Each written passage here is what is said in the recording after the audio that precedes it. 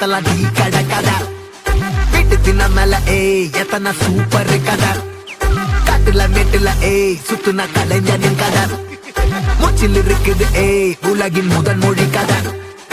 எங்க திரும்பினாலும் எங்க கதை மண்ண தொண்ட கிடைக்கும். முன்ன கதை ஒண்ணு உறவா நினைப்பத சொல்லி கொள்ளு துணிவா. இருப்பத விசிலு வரக்க வசனம் தெரிக்க விசிறி முழுக்க உசுர கொடுக்க திரைய விளக்க தலைவன் நடிக்க. இந்த பாரு நம்ம ஸ்டோரிஸ்.